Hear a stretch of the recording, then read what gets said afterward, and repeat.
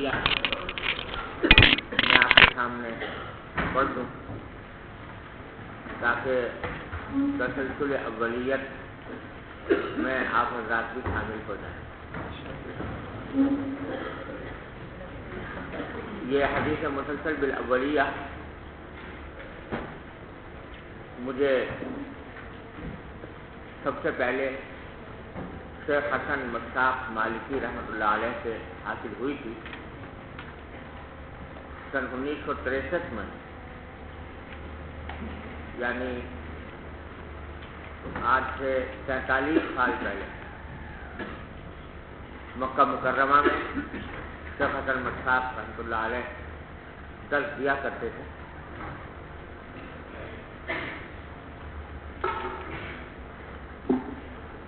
اس وقت میری حاضری ہوئی ان کی خدمت میں، تو ان سے میں نے یہ حدیث مسلسل بالاولیہ پہلی بار حاصل کی، اور نسائی شریف کا درس وہ اس زمانے میں دے رہے تھے مسجد حرام میں، ان کے درس میں بھی شریک ہونے کی سعادت حاصل ہوئی۔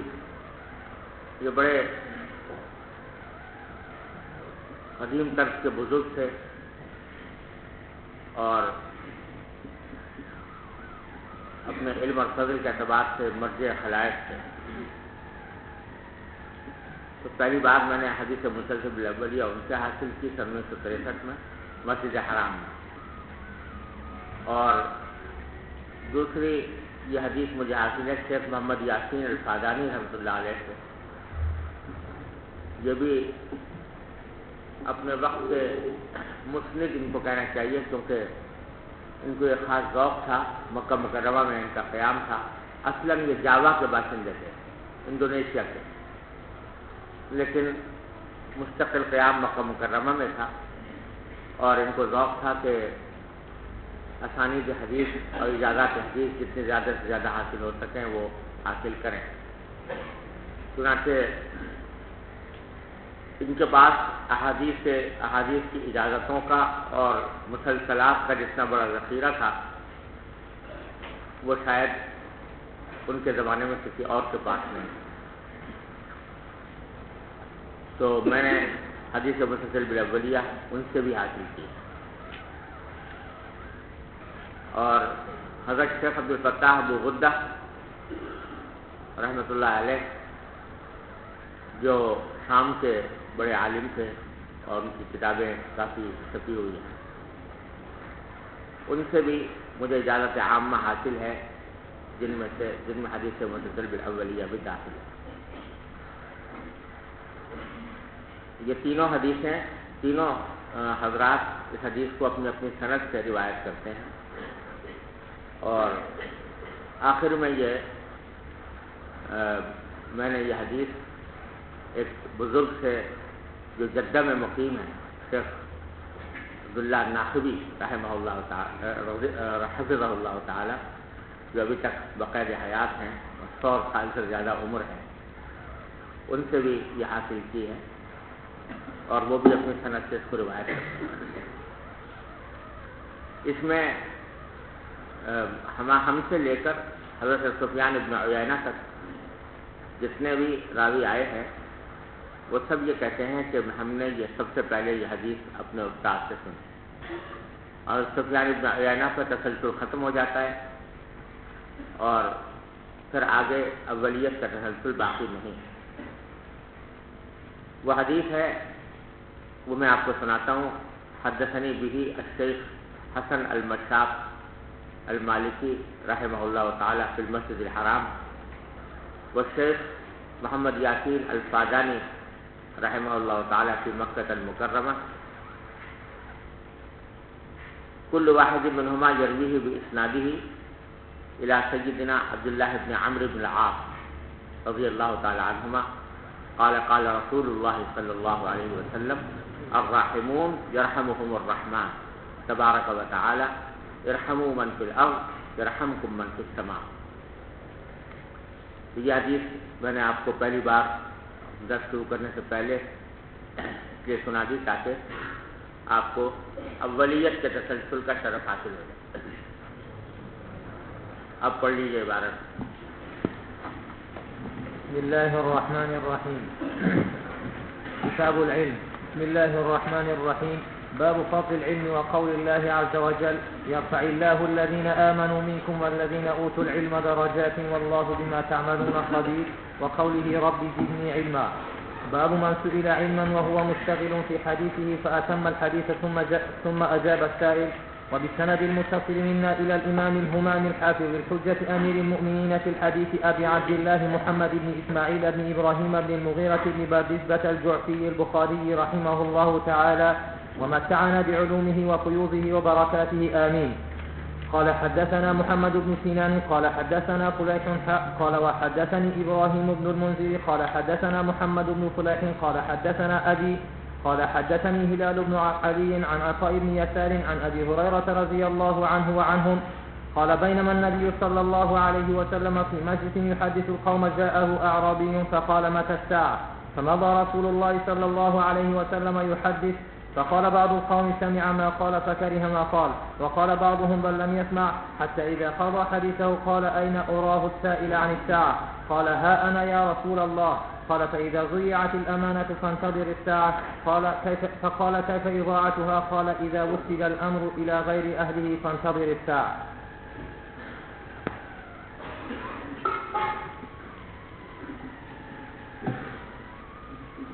بسم اللہ الرحمن الرحیم.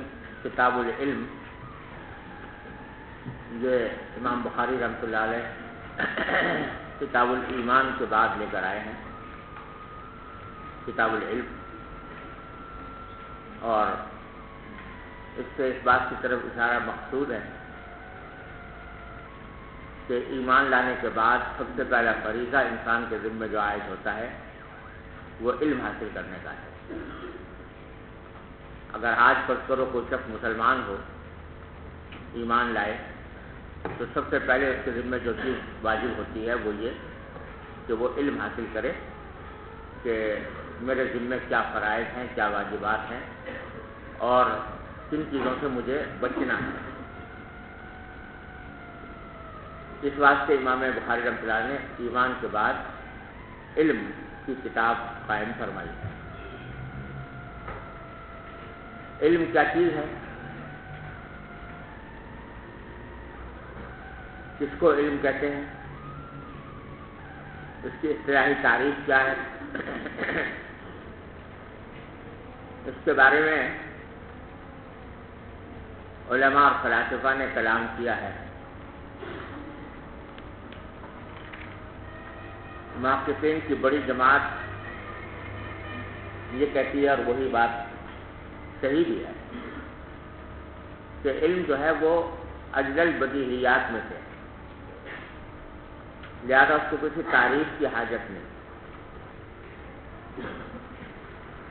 بدیہیات میں سے ہے، لہذا اس کو تعریف کی حاجت نہیں. علم کے معنی ہر ایک آدمی جانتا ہے، یعنی صرف اس کا لفظی ترجمہ کر دینا اس کی حقیقت کو واضح کرنے کے لیے کافی ہے کہ علم کے معنی ہے جاننا، لہذا اس کو کسی تعریف کی حاجت نہیں. اور امام فخر الدین رازی رحمۃ اللہ علیہ نے اس علم کے بدیہی ہونے پر باقاعدہ منطقی استدلال بھی کیا ہے.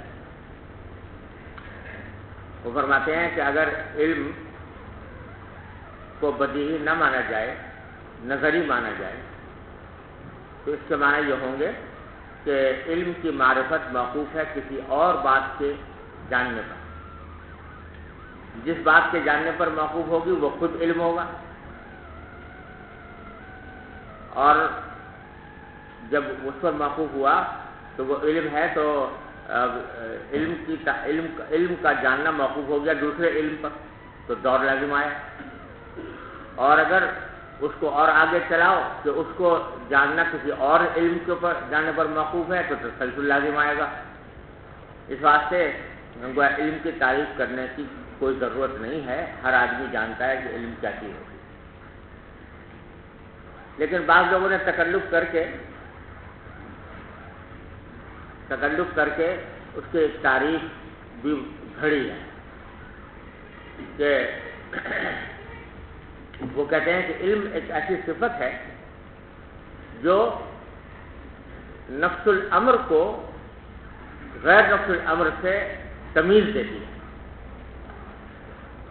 یعنی اس بات کی تمیز دیتی ہے کہ نفس الامر میں کیا چیز موجود ہے اور کیا چیز موجود نہیں ہے، اس کی تمیز پیدا کرنے والی صفت کو علم کہتے ہیں۔ بہرحال یہ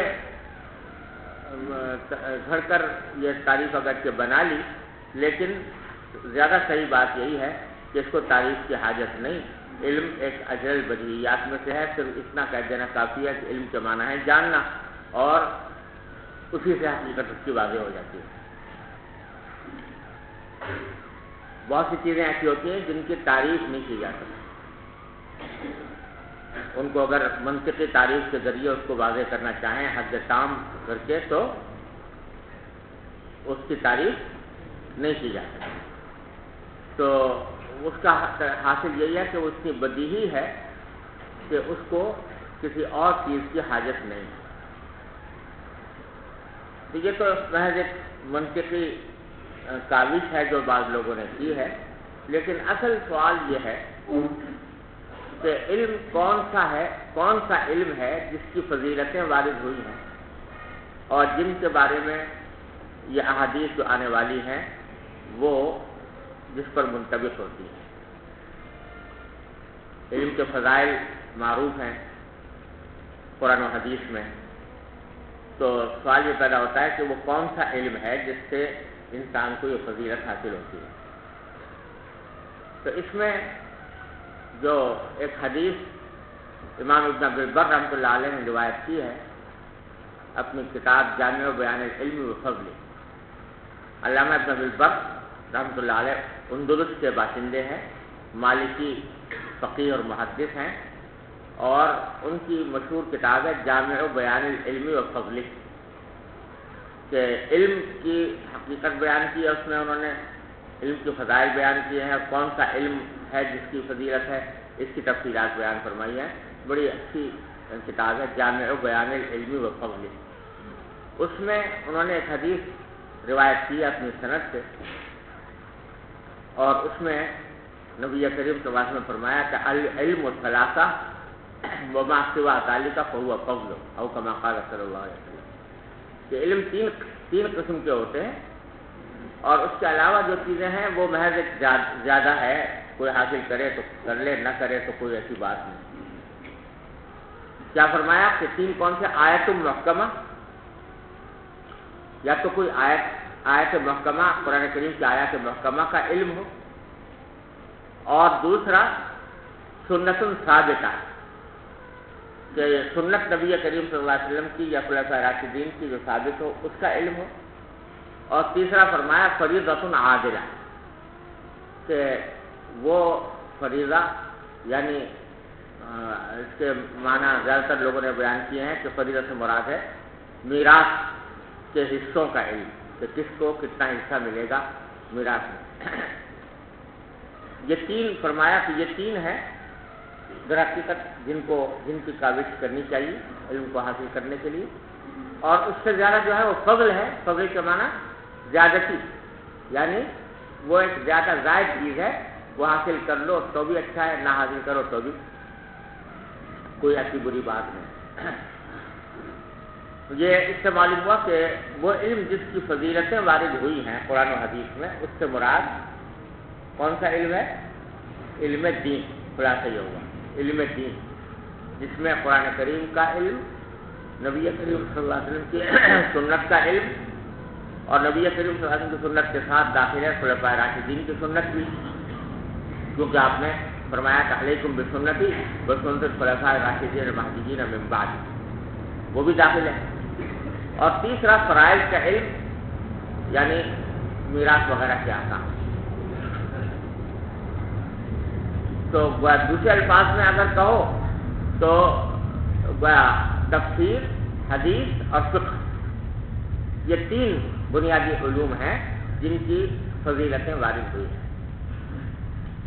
اب سوال یہ پیدا ہوتا ہے کہ جو دوسرے علوم ہیں جن کو دنیاوی علوم کہا جاتا ہے، جو دنیا کے کاموں میں انسان کو مدد دیتے ہیں، ان کی کیا حیثیت ہے؟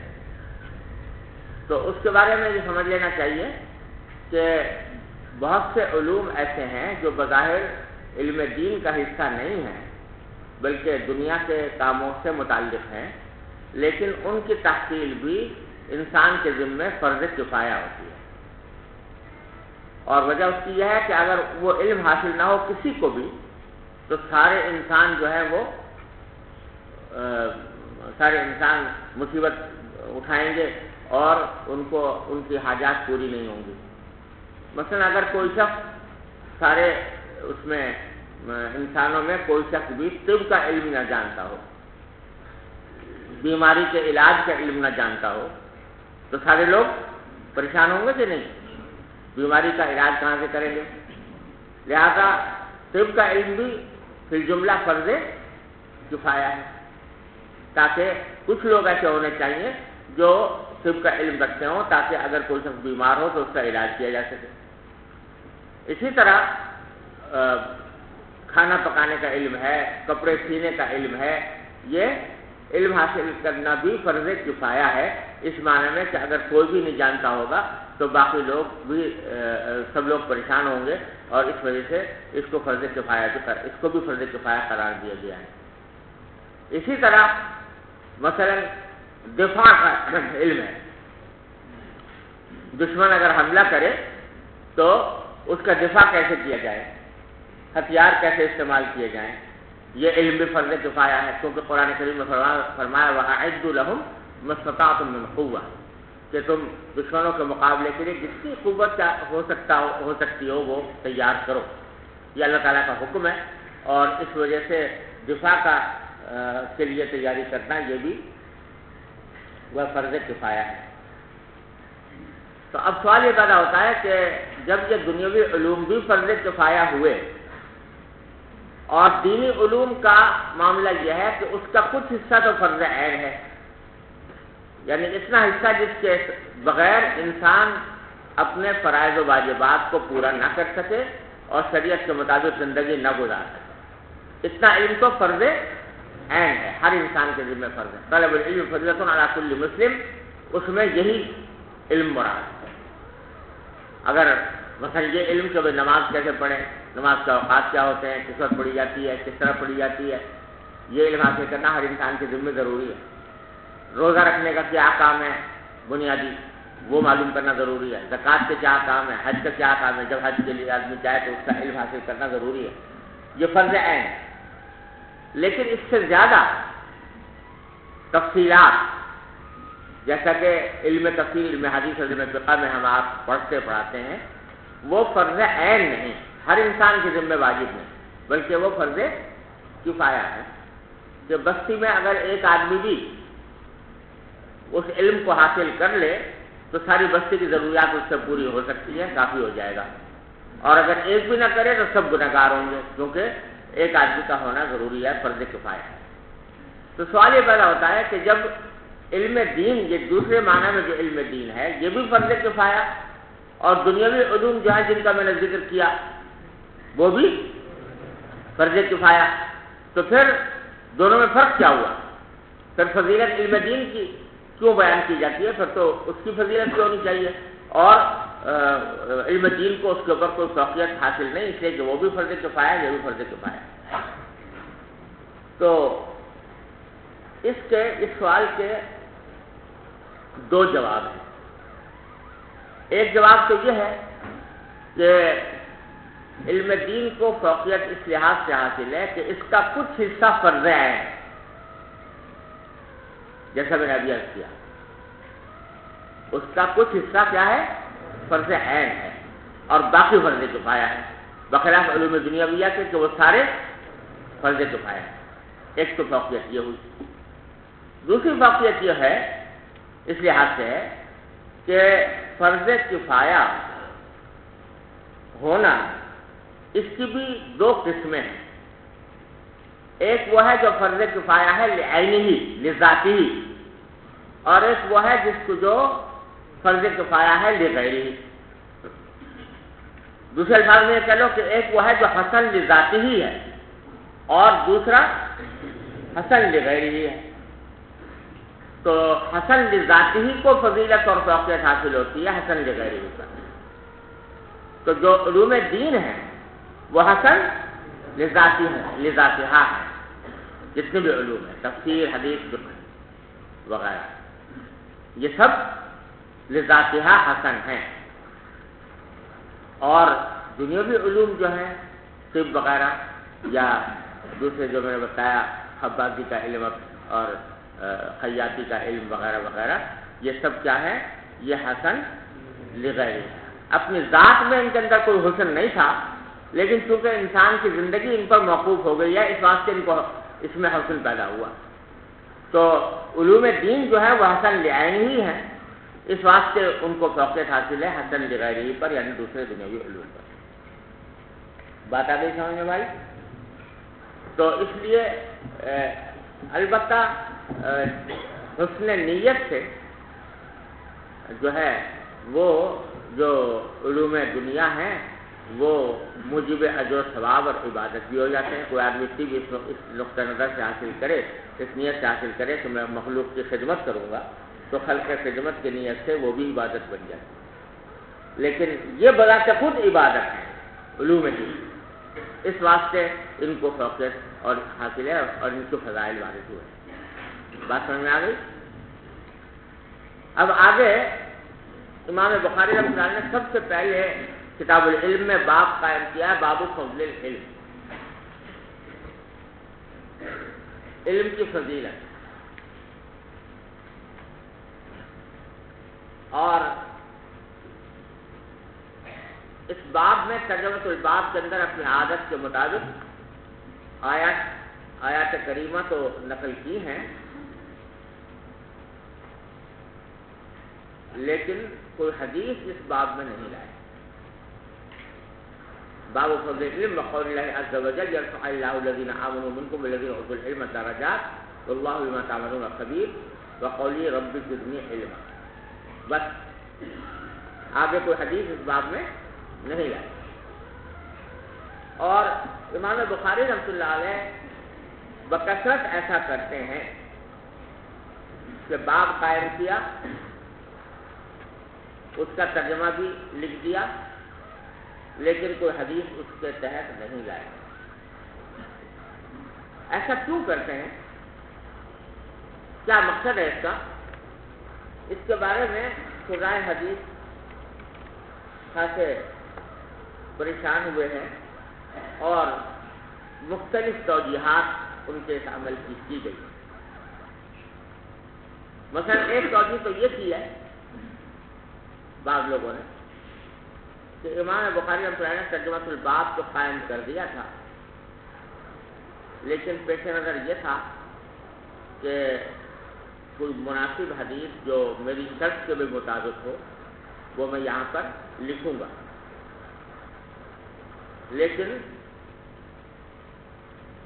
موقع نہیں مل سکا، اور موقع ملنے سے پہلے ہی وفات ہو گئی، لہذا وہ اپنے اس ارادے کی تکمیل نہ کر سکے، صرف ترجمۃ الباب قائم کر کے رہ گئے.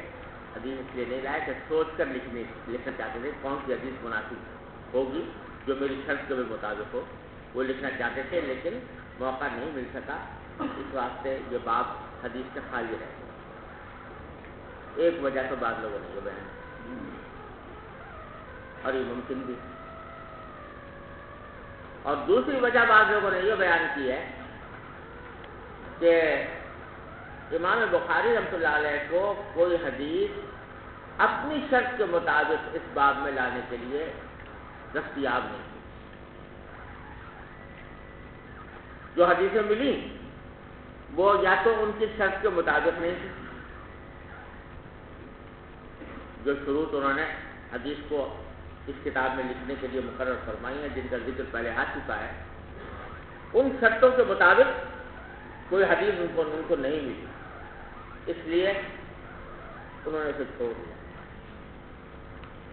اس خیال سے چھوڑ دیا کہ بھائی اگر کبھی مل گئی یا کسی آدمی کو مل گئی تو وہ اس کے تحت لکھ دے، لیکن مجھے ابھی تک نہیں.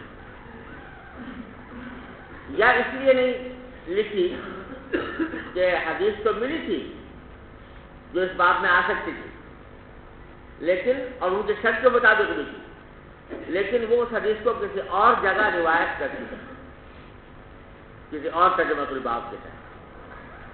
اور یہ کل جیسے میں نے عرض کیا تھا کہ تکرار وہ کرتے نہیں ہیں، اسی سند اور اسی متن سے دوسری حدیث کو دوبارہ نہیں لاتے، تو اس واسطے نہیں لاتے. تو دوسری توجہ بعض حضرات نے یہ کی. اور تیسری توجہ بعض حضرات نے یہ کی ہے کہ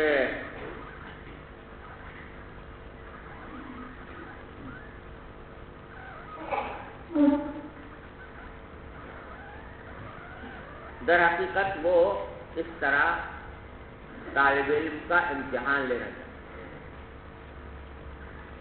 جو ان کی کتاب پڑھ رہا ہے ان کا امتحان لینا چاہتے ہیں کہ دیکھو بھائی ترجمۃ الباب میں نے قائم کر دیا، اب تم سوچ سمجھ کر کوئی ایسی حدیث لاؤ جو میری شرط کے مطابق، سمجھے نا.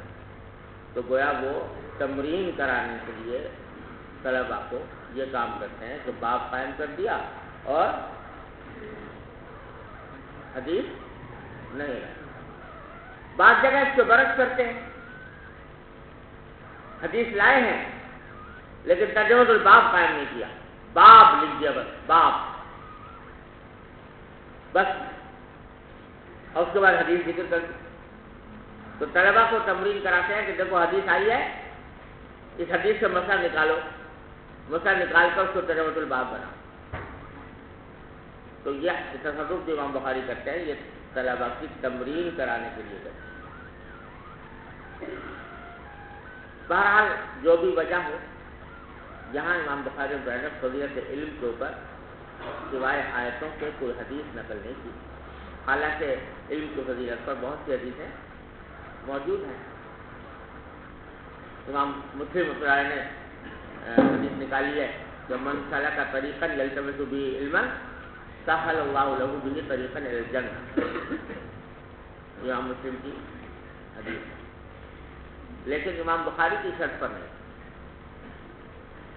امام بخاری کی شرط پر اس لیے نہیں کہ وہ حدیث جو ہے امام اعمش نے روایت کی ہے، اور امام اعمش سے ان کے جو شاگرد روایت کر رہے ہیں ان کے درمیان اختلاف،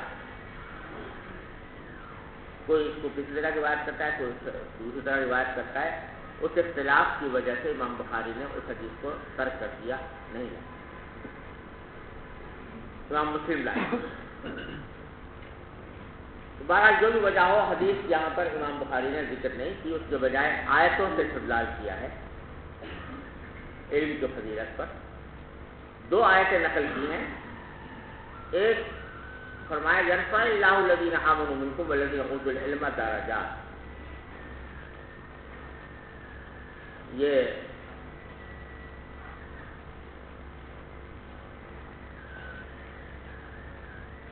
پوری آیت کریمہ جو ہے وہ اس سیاق میں آئی ہے کہ یا ایھا الذین آمنوا اذا قیل لکم تفصحوا فی المجالس فافصحوا یفصح اللہ لکم واذا قیل انشزوا فانشزوا یرفع اللہ الذین آمنوا، کہ جب مجلس میں بیٹھے ہو اور تم سے یہ کہا جائے کہ مجلس میں کشادگی پیدا کر دو، لوگ زیادہ ہیں جگہ کم ہے، تو تم ذرا لوگوں کے لیے کشادگی پیدا کر دو کہ دوسرے لوگ بھی آ کر بیٹھ سکیں، تو پھر کشادگی پیدا کر دو.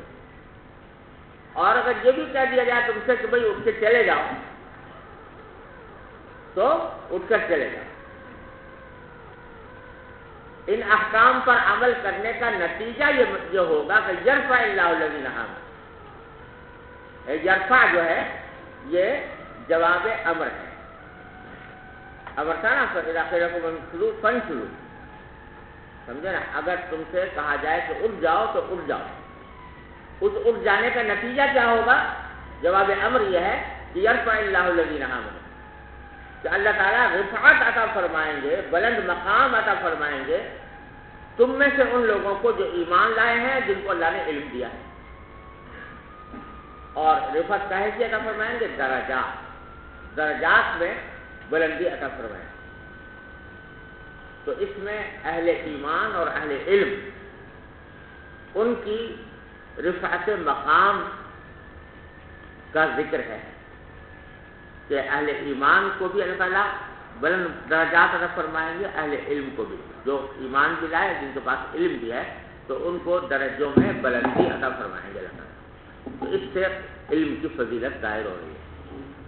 اور اس آیت کو لا کر امام بخاری نے ہلکا سا اشارہ اس طرف بھی کر دیا کہ ایمان اور علم دونوں ملے جلے ایک ساتھ ساتھ ہیں۔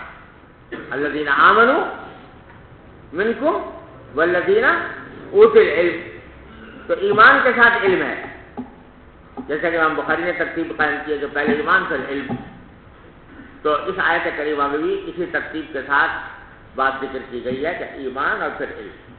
تو اس سے علم کی فضیلت معلوم ہوتی ہے کہ اس کے ذریعے صاحب علم کے درجات اللہ تبارک و تعالیٰ بلند فرماتے ہیں۔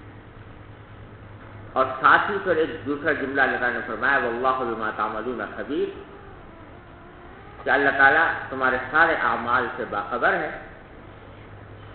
اس میں اشارہ اس طرف ہے کہ صرف علم بمعنی دانستن، صرف کسی چیز کو جان لینا یہ کافی نہیں ہے فضیلت کے لیے، بلکہ جو کچھ جانا ہے اس پر عمل کرنا بھی ضروری ہے، اور عمل کے بغیر وہ علم فضیلت کا سبب نہیں بنتا۔ سمجھ گئے نا؟ واللہ بما تعملون خبیر۔ تو علم بغیر عمل کے اللہ بچائے وبال ہے۔ علم کو حاصل کر لیا لیکن آدمی اس کے اوپر عمل نہ کرے تو کمثل الحمار یحمل اسفارا، قرآن کریم میں فرمایا بئس مثل الذین، بڑی بری مثال ہے اس شخص کی جو علم حاصل کرے اور عمل نہ کرے۔ تو در حقیقت علم کی اگرچہ لفظی اور لغوی معنی کو مجرد جان لینے کے ہیں، لیکن جس علم کی فضیلت وارد ہوئی ہے اور جو علم مطلوب ہے وہ علم ہے جو انسان کی زندگی میں سرایت کرے، جو انسان کے عمل پر اثر انداز ہے۔ ورنہ وہ علم جو عمل کے اوپر اثر انداز نہیں ہوتا وہ حقیقت میں علم کی روح سے خالی ہے۔ دیکھو قرآن کریم نے سورہ بقرہ میں کفار کا ذکر کیا ہے، یہودیوں کا، کہ وَلَقَدْ عَلِمُوا لَمَنِ اشْتَرَاهُ مَا لَهُ فِي الْآخِرَةِ مِنْ خَلَاقٍ۔ وَلَقَدْ علم کا اثبات کیا اور تاکید کے ساتھ کیا، لام تاکید اور قد اس کے ساتھ فرمایا کہ یہ لوگ جانتے تھے کہ لمن اشتراہ مال ہو بالآخرۃ من خلاق، جو شخص اس کو خریدے گا، جادو ادو کا ذکر آ رہا ہے پہلے پیچھے، تو اس کا آخرت میں کوئی حصہ نہیں، سمجھے نا؟ تو پہلے علم کا اثبات کیا نہیں کیا؟ اگلی آیت میں فرمایا لبئس ما شروا به انفسهم لو كانوا يعلمون، بہت بری ہے وہ چیز جس سے انہوں نے اپنی جانوں کو بیچ دیا ہے، کاش کہ یہ لوگ جانیں۔ تو پہلے تو علم کا اثبات کیا اور آخر میں فرمایا لو كانوا يعلمون، جس کا معنی ہے کہ اس وقت ان کو علم حاصل نہیں ہے۔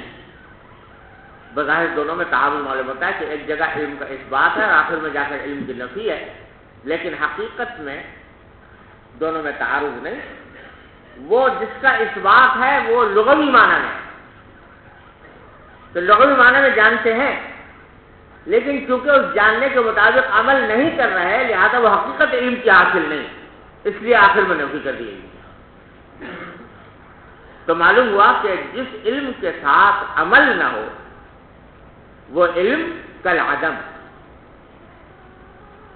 وہ گویا ہے ہی نہیں۔ ارے سمجھو نا، لہذا علم کے ساتھ عمل کو کا اہتمام جو ہے وہ ضروری ہے۔ اللہ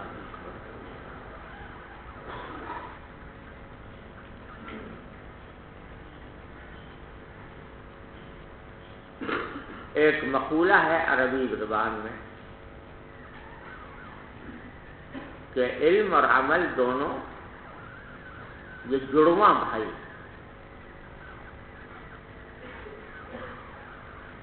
ایک دوسرے کے ساتھ نکھی. تو مقولہ یہ مشہور ہے عربی میں کہ حتف العلم بالعمل فإن أجاب وإلا ارتحل. حتف العلم بالعمل، علم جب آتا ہے تو عمل کو آواز دیتا ہے کہ بھئی آؤ تم بھی آؤ. حتف العلم بالعمل، حتف کا معنی آواز دینا. علم نے آواز دی کس کو؟ عمل کو، کہ میں تو آ گیا ہوں تم بھی آؤ.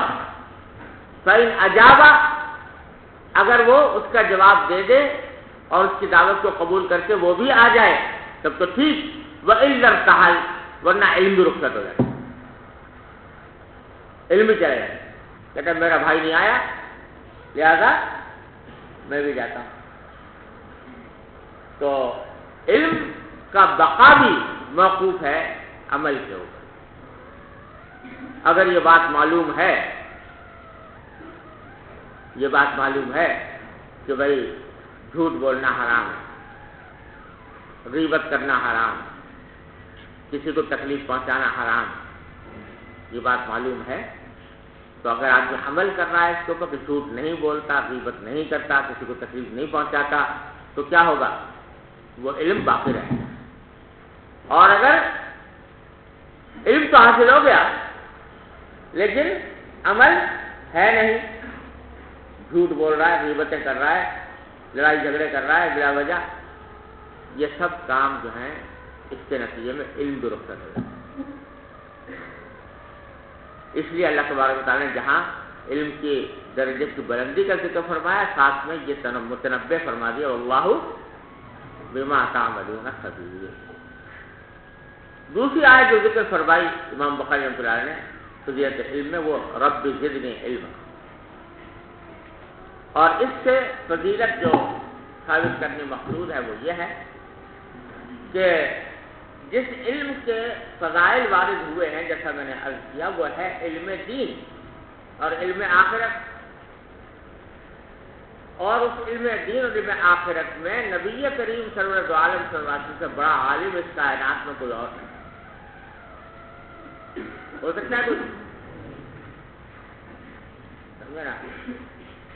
عالمکم باللہ انا، جیسے کہ آپ کتاب الایمان میں حدیث پڑھیں، تو نبی کریم صلی اللہ علیہ وسلم زیادہ کسی کے پاس ہو نہیں سکتا. سید الاولین والآخرین صلی اللہ علیہ وسلم. آپ کو سب زیادہ علم حاصل ہے، پھر بھی آپ سے یہ اور ضرورت کا جتنا باتیں وہ یقیناً معلوم ہی ہے، لیکن پھر بھی آپ سے فرمایا جا رہا ہے کہ یہ دعا کیا کرو کہ رب زدنی علم، کہ پروردگار میرے علم میں اضافہ فرما. تو وہ ذات جس کے پاس اس کائنات میں سب سے زیادہ علم ہے، اس سے بھی کہا جا رہا ہے کہ تم اپنے اس علم پر قناعت نہ کرنا، بلکہ اللہ تعالیٰ سے مزید علم مانگتے رہو، دعائیں کرتے رہو رب زدنی علم. تو اگر یہ علم کوئی معمولی سی چیز ہوتی جس کی کوئی فضیلت نہ ہوتی تو آپ کو اس کے اندر اضافے کی دعا کرنے کی ہدایت نہ کی جائے. اور اسی آیت کریمہ سے در حقیقت امام بخاری اس طرف بھی ہم سب کو متوجہ کرنا چاہتے ہیں کہ علم ایسی چیز ہے جس میں کسی حد پر انسان کو جا کر رکنا نہیں چاہیے. علم میں قناعت نہیں کہ بس جتنا حاصل ہو گیا بس ہو گیا، اب آگے نہیں کریں گے، بلکہ طلب علم یہ ایک لامتناہی عمل ہے جو مرتے دم تک جاری رہے گا. ایک جملہ مشہور ہے، بعض لوگ اس کو حدیث کے طور پر ذکر کرتے ہیں، مگر وہ حدیث نہیں ہے. طلب العلم من المہد الی اللحد، کہ بچپن کے جھولے سے شروع ہوتی ہے طلب علم اور لحد تک جاری رہتی ہے. یہ جملہ مشہور ہے، حدیث نہیں ہے، جملہ ہے، مقولہ ہے، لیکن مقولہ صحیح ہے طالب علم کی انتہا کبھی نہیں ہوتی. یہ دھوکے میں پڑ جاتے ہیں ہم لوگ بعض اوقات یہ کہتے ہیں کہ فارغ التحصیل، بڑا خراب لفظ ہے، مجھے اچھا نہیں لگتا. فارغ التحصیل، فارغ التحصیل کی کیا معنی؟ جب تحصیل علم سے فارغ ہو. ارے کوئی ساری زندگی فارغ نہیں ہو سکتا. اگر صحیح معنی میں علم کی حقیقت معلوم ہے تو ساری زندگی کبھی فارغ التحصیل نہیں ہو سکتا. اس سے فراغت نہیں ہوتی. یہ تو جنم روگ، جب تک زندگی ہے جب تک یہ لگا رہے، بشرطے کہ صحیح معنی میں آدمی طالب علم. میرے والد ماجد حضرت مفتی احمد شفیع صاحب فرمایا کرتے تھے کہ طالب علم کس کو کہتے ہیں؟ تم لوگ سمجھتے ہو طالب علم وہ ہے جس نے مدرسے میں داخلہ لے کر اپنا داخلہ نمبر نکلوا لیا، وہ ہو گیا طالب علم. فرماتے ہیں وہ نہیں ہوتا. طالب علم اس کو کہتے ہیں کہ جس کے دماغ میں ہر وقت کوئی نہ کوئی مسئلہ چکر کاٹ رہا ہو. چلتے پھرتے اٹھتے بیٹھتے کھاتے پیتے دماغ میں اس سے کوئی مسئلہ ہو کہ اس مسئلے کو کیسے حل کروں، اس کو کہتے ہیں طالب علم.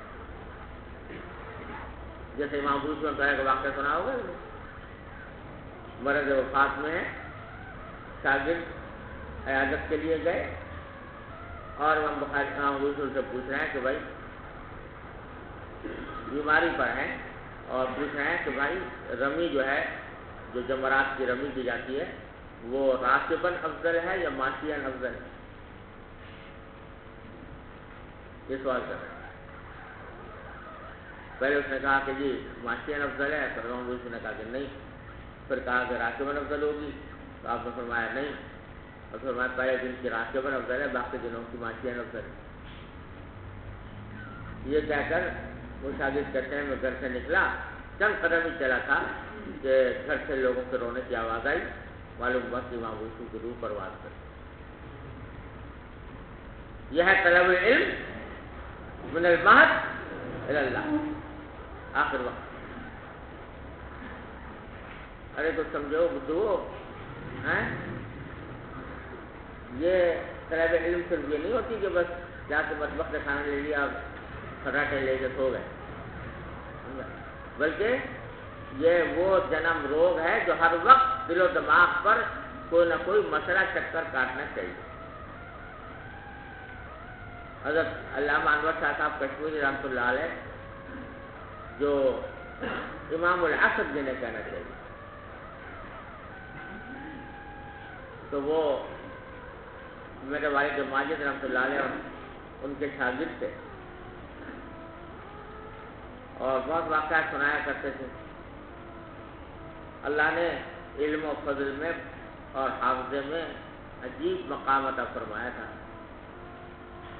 پہلے تو وہ سن لو کیا مقام عطا فرمایا تھا حافظے کا. بھائی صاحب فرماتے ہیں کہ ایک مرتبہ میں ملا حسن پڑھا رہا تھا. ملا حسن کا نام بھی سنا کبھی نہیں؟ کیا ہے؟ کائے کس طرح ہے؟ سلم. اب تو ختم ہو گئی نا اب سب یہ، لیکن پہلے پڑھائی جاتی تھی. تو ملا حسن اچھی خاصی دقیق کتاب ہے، منطق کی. تو وہ پڑھا رہے تھے والد صاحب. تو فرماتے ہیں کہ ایک جگہ مطالعہ کرتے کرتے مجھے کچھ اشکال پیدا ہوا. اب جب کوئی اشکال پیدا ہوتا تھا مطالعے کے دوران تو سب سے آسان راستہ یہ تھا کہ ہم حضرت شاہ صاحب کے پاس جا کر عرض کرتے تھے، حضرت شاہ صاحب اس کو حل کرتے تھے. تو اشکال کیونکہ پیدا ہوا تو میں کتاب لے کر حضرت شاہ صاحب کی تلاش میں گیا. جا کر دیکھا تو اپنی جگہ پر نہیں تھے. جب اپنی جگہ پر نہ ہو تو دوسرا راستہ اور کوئی نہیں تھا، کتب خانے میں ہوں.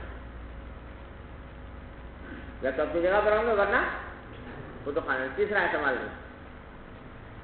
چنانچہ کتب خانے کی طرف گیا تو وہاں دارالعلوم دیوبند میں کتب خانے کا اس طرح ہے کہ نیچے سے ایک ہال، جیسے ہمارا کتب خانہ ہے نا، اس میں نیچے دارالفتا ہوتا تھا، اوپر گیلری، تو اسی طرح وہاں پر بھی ایسا تھا.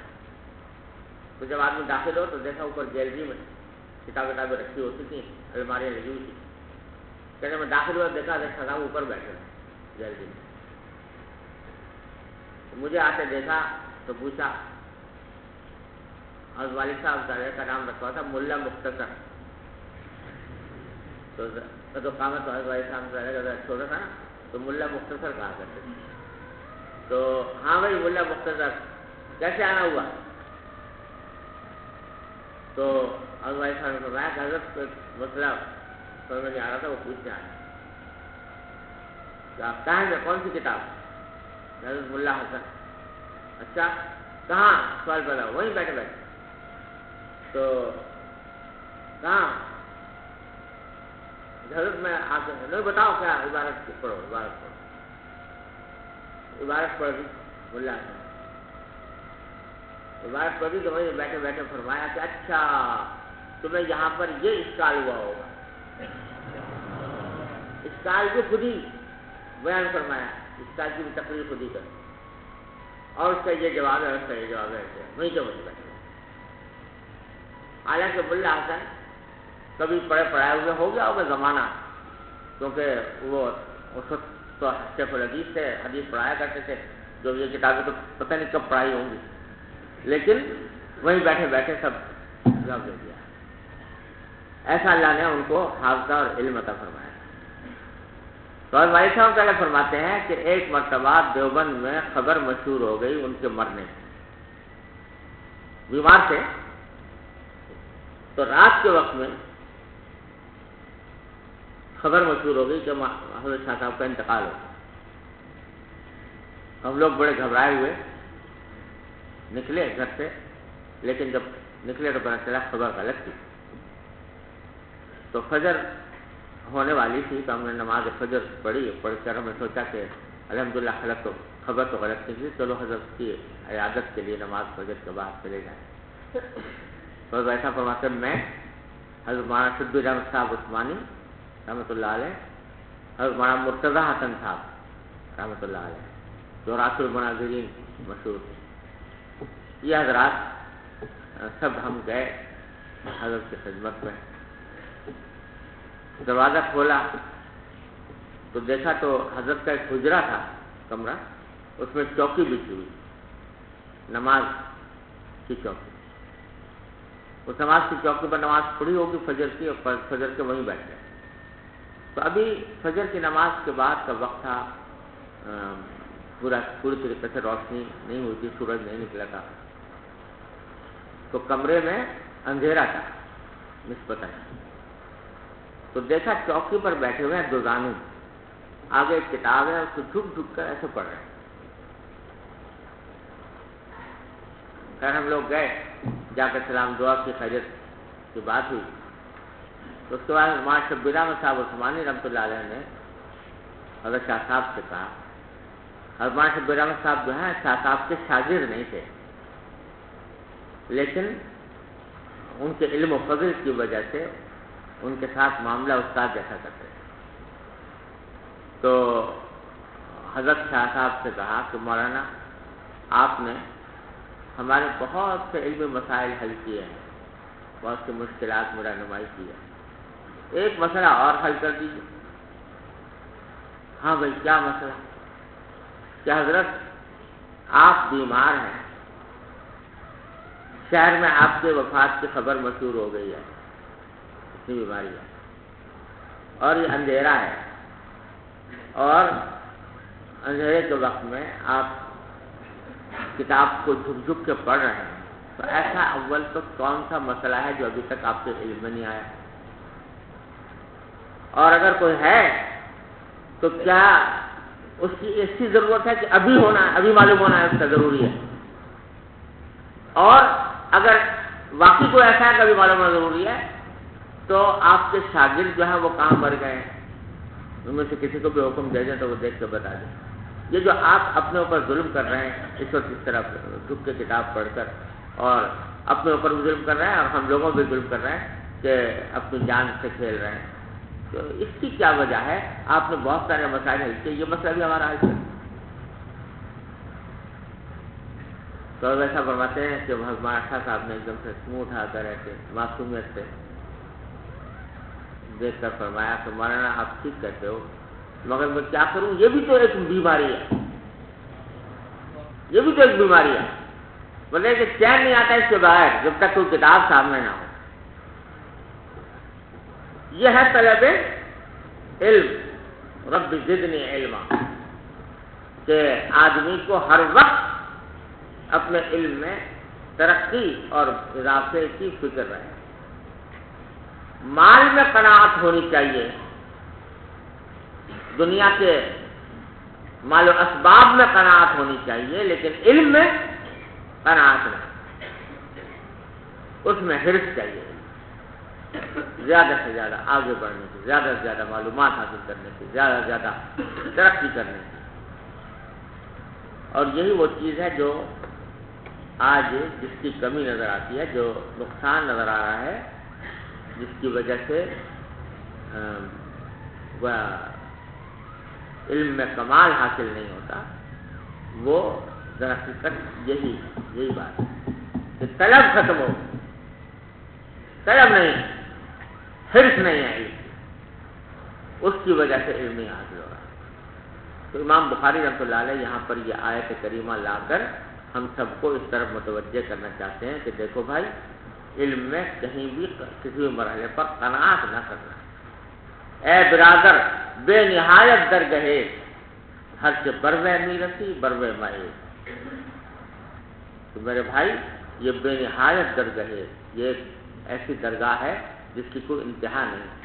ہر سے بروے میرسی، جس مقام پر بھی پہنچ جاؤ علم کے، بروے مائے، وہاں پر جا کر کھڑے نہ ہو، اور آگے چلو، اور آگے چلو، اور آگے بڑھو۔ جب تک یہ دھن اور یہ طلب حاصل نہیں ہوتی، اس وقت تک علم کی حقیقت نہیں ہے۔